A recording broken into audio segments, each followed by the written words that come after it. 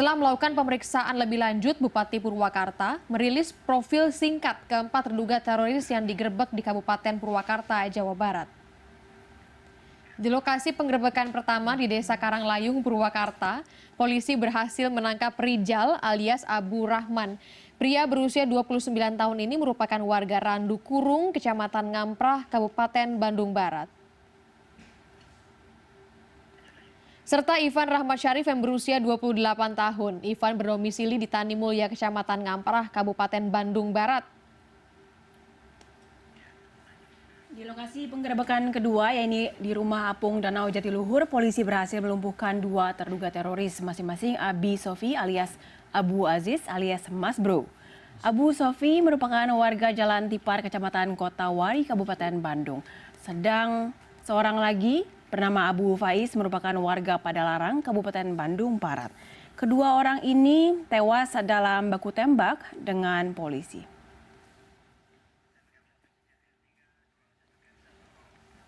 Ya, jadi sampai sejauh ini memang untuk dua orang terduga teroris, yakni Rizal dan juga Ivan, saat ini masih dibawa di Mabes Polri untuk dicari tahu sebetulnya di mana lokasi mereka yang nantinya hendak diberikan teror. Karena kan sampai sejauh ini yang menjadi pertanyaan kita semua kan. Karena juga yang ini juga bomnya kan tidak ditemukan. Apakah bom itu memang ternyata ditaruh di dalam waduk itu ataupun memang sudah dirakit ataupun sudah ditempatkan di satu tempat, kita belum tahu ya. Iya, jadi masih terus ditelusuri. Kalau kita lihat dari profilnya sendiri, ada nggak sih pattern yang bisa kita lihat gitu dari?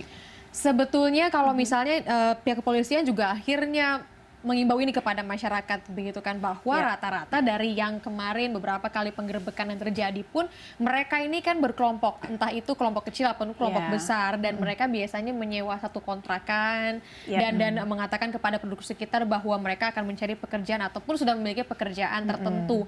Tapi meskipun demikian, kegiatan apa yang dilakukan dalam rumah kan tentu saja tidak bisa diendus oleh masyarakat. Untuk itu pihak kepolisian juga meminta masyarakat ayo proaktif begitu kan, jika ada pihak-pihak tertentu yang memasuki wilayah Anda, ya coba cari tahu, cross check, apalagi untuk pimpinan di wilayah tersebut kan, entah itu KTP dan lain sebagainya, karena ya tidak tahu juga dari mana orang ini berasal, dan bukan cuma pria, perempuan pun. Sekarang juga bukan hanya laki-laki ya, perempuan pun seperti kemarin kasarnya mau untuk menjadi pengantin daripada gerbong teror ini.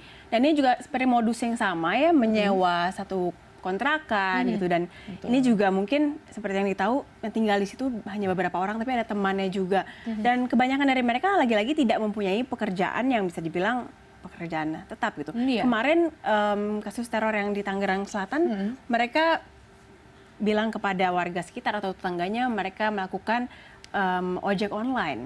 Itu dengan mereka juga suka, walaupun mereka tetap suka berinteraksi dengan tetangga, seperti mereka menyuci motornya gitu. Mereka tidak tertutup seperti yang kita tahu yang di Purwakarta ini, mereka juga kabarnya juga pas saat digerebek mereka sedang berbincang dengan tetangga. Jadi bukan berarti orang yang tertutup ataupun tidak membiarkan dirinya dikenal dengan tetangga gitu. Tapi memang agak sulit juga ya untuk masyarakat misalnya mau berhati-hati atau mencoba mengidentifikasi dari awal gitu, atau akhirnya melaporkan. Itu juga agak sulit karena profil ini sangat amat umum gitu di masyarakat, bisa di sekitar kita juga sangat umum untuk misalnya kontrakan bersama teman atau misalnya bekerja ojek online atau Betul. Jadi sekarang modus-modusnya pun sudah beragam, bukan lagi meledakkan bom bunuh diri, bisa jadi ada satu teror pun yang saat ini diidentifikasi oleh kepolisian melalui penyebaran racun misalnya. Dan tadi soal masalah perempuan, ada juga modus mereka akhirnya menikahi perempuan lalu membaiat mereka untuk menjadi pengantin.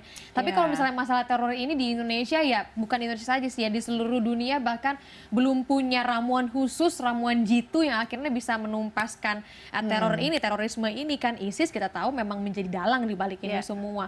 Yang ISIS punya kelompok yang cukup besar di Suriah bahkan di Indonesia. Nah, kelompok-kelompok ini akhirnya bergerak dan juga menjamur di berbagai wilayah. Itu yang sangat membahayakan karena memang bisa dibilang ISIS itu sendiri di Indonesia tidak hanya satu gitu, mereka juga terpecah gitu. Jadi kelompok-kelompok ini mungkin pastinya ingin at least mereka mendapatkan dukungannya ISIS gitu kan. Dan itu bisa diklaim oleh ISIS juga. Betul, dan itu memang juga jadi identitas ISIS sendiri ya, untuk bukan hanya satu entity yang besar, tapi grassroots gitu.